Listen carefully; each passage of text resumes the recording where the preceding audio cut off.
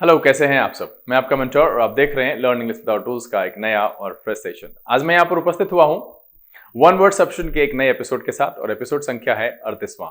इससे पहले 37 एपिसोड आप तक पहुंचाया जा चुका है और उम्मीद है कि आप सब उससे लाभान्वित हुए होंगे और बहुत कुछ सीखने के लिए मिला होगा। इन दिनों OWS और फिलर्स जैसे एपिसोड में थोड़ा सा अंतराल रह जा रहा है क्योंकि 3 दिन का समय द हिंदू एडिटोरियल की वोकैबुलरी ले लेता है और उसके प्रिपरेशन में भी थोड़ा समय लग जाता है। तो कोशिश कर रहे हैं कि धीरे धीरे सब चीज को जो है रेगुलर किया जाए। OWS भी कुछ निश्चित अंतराल पर 2 या 3 एपिसोड्स वीक में आए, साथ में फिलर्स भी आ सके और कुछ बच्चों की जो मांग थी उसमें सेंटेंस अरेंजमेंट था, क्लोज टेस्ट था, तो धीरे धीरे हम उसको भी ऐड करेंगे। सेशन बिल्कुल आपके हिसाब से बढ़ाए जरूर जाएंगे। सेशन को शुरू करेंगे, लेकिन उससे पहले जो लोग इस चैनल पर नए हैं और वैसे पुराने लोग जिन्होंने अब तक चैनल को सब्सक्राइब नहीं किया है, प्लीज सब्सक्राइब कर लीजिए। बेल आइकन प्रेस करके नोटिफिकेशन को ऑल पर रखिएगा ताकि यहाँ से जो भी वीडियो अपलोड हो उसकी सूचना आपको मिले और कोई भी सेशन मिस ना हो। लाइक और शेयर करने में कंजूसी नहीं कीजिएगा। साथ में अगर मन में कोई दुविधा रह जाए, कुछ पूछना हो तो कमेंट में लिख करके मुझे बताइएगा जरूर। चलिए सेशन की शुरुआत करते हैं।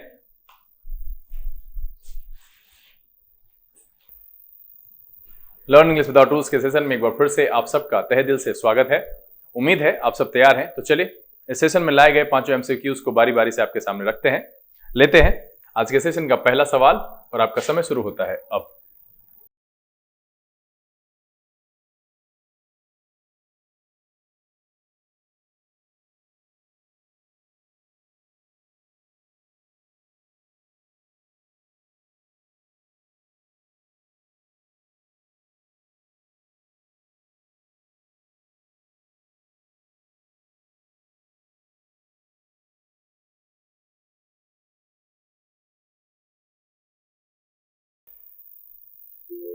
चलिए समय समाप्त हो चुका है। उम्मीद है आप सब ने इसका आंसर किया होगा और बड़ी आसानी से आंसर ढूंढ लिया होगा क्योंकि ये पढ़ा हुआ है। कह रहा है द स्कूल ऑफ नहीं, यहां पर स्कूल और college in which one has been educated.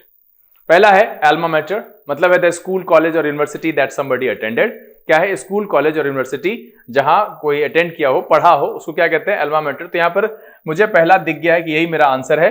School college या विश्वविद्यालय जहां आपने शिक्षा प्राप्त की है उसको कहते हैं एल्मा मैटर। दूसरा है alumni, men women who have completed their studies especially at a college or university, मतलब है किसी शिक्षण संस्थान का जो पूर्व छात्र होता है उसको एलुमनाई कहते हैं। ग्रेजुएट को आप जानते हैं, a person who has a first degree from a university, है ना, मतलब है कि विश्वविद्यालय की प्रथम उपाधि प्राप्त व्यक्ति या स्नातक व्यक्ति को हम ग्रेजुएट कहते हैं। Mentor, an experienced person who advises and helps somebody with less experience over a period of time, मतलब है अनुभवी परामर्शदाता को हम कहते हैं मेंटोर। तो यहां पर जो पहला मेरा जो है एल्मा मैटर, यही है स्कूल और college in which one has been attended. तो इसलिए इस सवाल का जवाब क्या हो जाएगा? इस सवाल का जवाब हो जाएगा ऑप्शन नंबर ए। यहां पर जो सीखने के लिए मिला है, एलुमनाई आप जानते होंगे पहले से और बहुत सारे लोगों को तो एल्मा मैटर भी पता होगा। ये दोनों बहुत कॉमन है, ग्रेजुएट एंड मेंटर। यहां पर है द स्कूल कॉलेज और यूनिवर्सिटी दैट समबडी अटेंडेड, इसको कहते हैं एल्मा मैटर। चलिए अगला सवाल लेते हैं और आपका समय शुरू होता है अब।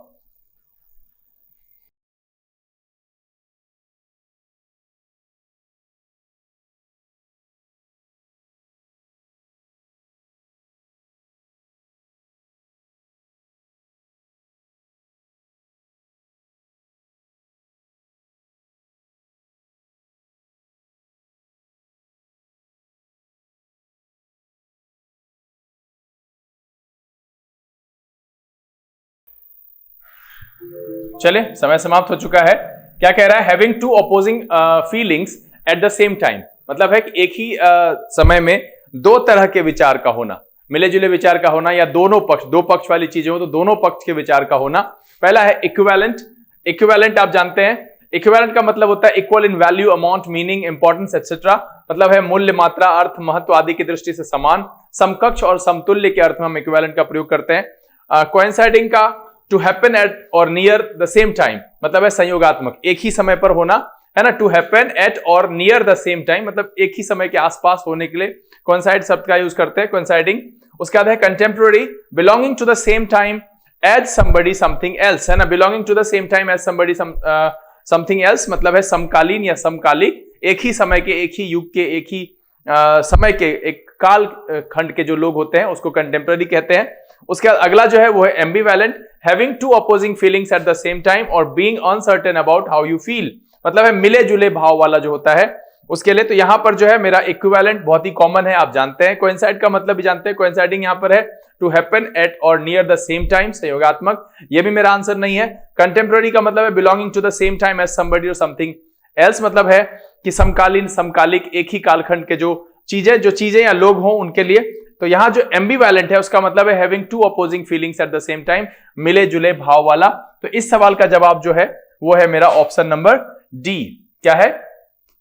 ऑप्शन नंबर डी कह रहा है having two opposing feelings at the same time, मतलब है एम्बिवैलेंट। एम्बिवैलेंट का मतलब है मिले जुले भाव वाला, मतलब अगर कोई चीजें दो पक्ष की हो, दोनों पक्ष के प्रति आपके मन में विचार हो, मिले जुले भाव हो, तो उसको हम कहेंगे एम्बिवैलेंट। चलिए, तो ये मेरा आंसर हो गया है ऑप्शन नंबर डी। लेते हैं अगला सवाल और आपका समय शुरू होता है अब।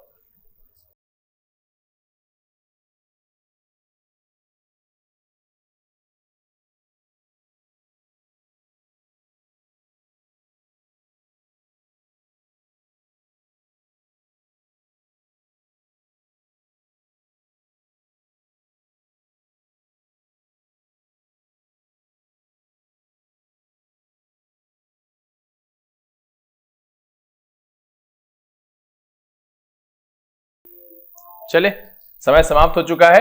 कह रहा है अ transport vehicle for conveying the coffin at a funeral. क्या है?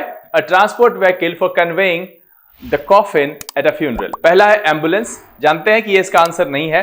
एम्बुलेंस का मतलब होता है special vehicle for taking ill or injured people to and from hospital, है ना।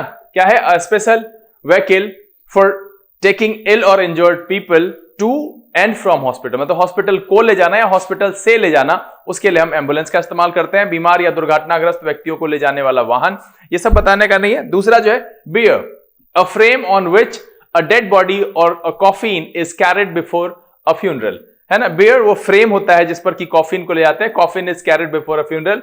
अब इसका हिंदी मीनिंग मुझे उचित लगा नहीं, समझ में नहीं आया क्या लिखे उसके लिए। सीधा है, फ्रेम है, एक ढांचा होता है, on which a dead body or a coffin is carried before a funeral, bier कहते हैं इसको।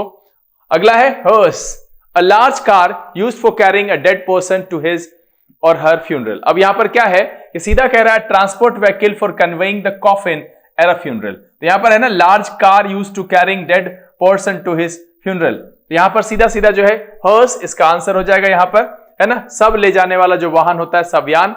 उसके बाद अगला है वैन, जानते ही हैं, a road vehicle that is used for transporting things, माल ढोने वाली मोटर गाड़ी को कहते हैं। तो यहां जो इस सवाल का जवाब है क्या transport vehicle for conveying the coffin at a funeral, उसको कहते हैं हर्स।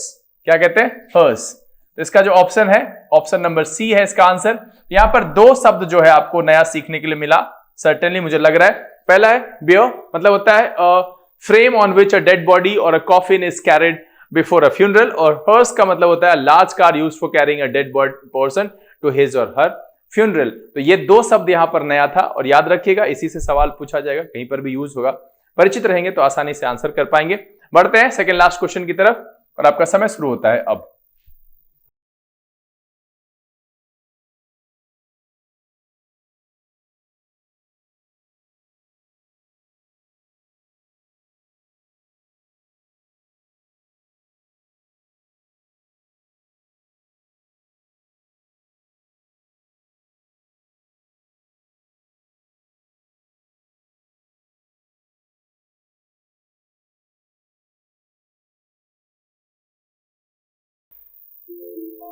चले, समय समाप्त हो गया है, बहुत ही आसान है। A person who is one of the first to do something. क्या है? A person who is one of the first to do something. पहला है क्रिएटर, जानते हैं, अ पर्सन हु मेक्स और प्रोड्यूसेस समथिंग न्यू। सृजनकर्ता कहते हैं मेकर, अ पर्सन, कंपनी और मशीन दैट मेक समथिंग, उसको कहते हैं मेकर। निर्माणकर्ता किसी वस्तु का निर्माता व्यक्ति, कंपनी या मशीन। पायनियर, पायनियर होता है a person is one of the first people to do something, a person who is one of the first people to do something. तो यहां पर सीधा सीधा मेरा आंसर दिख रहा है कि पायनियर जो होता है a person who is one of the first to do something, वही है a person who is one of the first people to do something, उसको कहते हैं हम पायनियर। एक मिनट, उसको हम क्या कहते हैं? पायनियर कहते हैं। अगला मैन्युफैक्चरर, आप जानते हैं बहुत कॉमन है, इसको बताने की भी जरूरत नहीं, ऑप्शन में यही है, पर्सन और कंपनी दैट मेक समथिंग, उसको कहते हैं मैन्युफैक्चरर, उत्पादन या निर्माण करने वाला व्यक्ति या कंपनी, उत्पादक या निर्माता। एलिमिनेशन भी लगाते यहां पर तो आसानी से बना लेते, इनफैक्ट बना लिया होगा। तो यहां पर एक शब्द है पायनियर, अगर आपको नहीं पता था, a person who is one of the first to do something, उसको कहते हैं पायनियर। तो इसलिए इस सवाल का जवाब क्या हो जाएगा, ऑप्शन नंबर सी। चलिए आखिरी सवाल, और आपका समय शुरू होता है अब।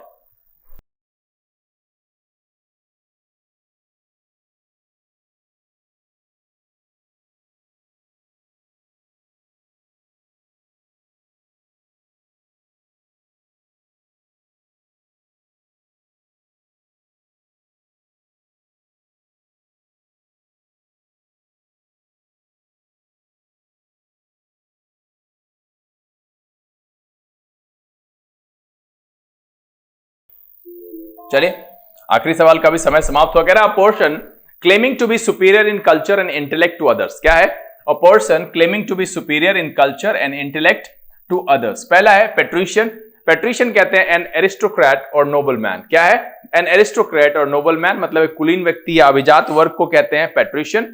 दूसरा है हाईब्रो, हाईब्रो का मतलब होता है अ पर्सन हु पोजेसेस और हैज प्रेटेंशंस टू सुपीरियर लर्निंग और कल्चर, है ना, सुपीरियर लर्निंग और कल्चर, पोजेसेस और हैज प्रेटेंशंस, है ना। तो यहां पर सीधा सीधा मेरा दिख रहा है कि हाईब्रो इसका आंसर है, a person claiming to be superior in culture and intellect to others.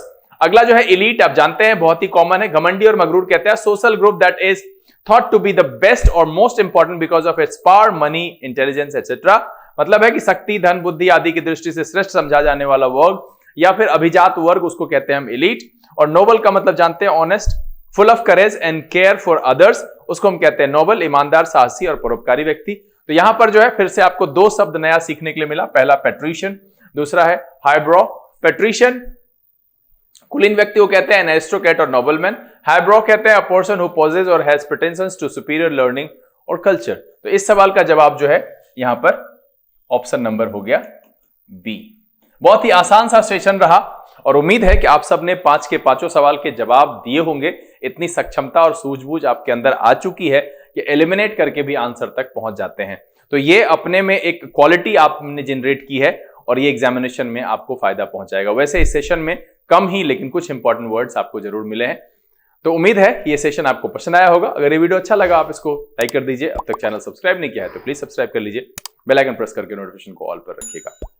अगले दिन फिर इसके नए यानी 39वें एपिसोड के साथ आपके सामने बहुत जल्द उपस्थित होंगे।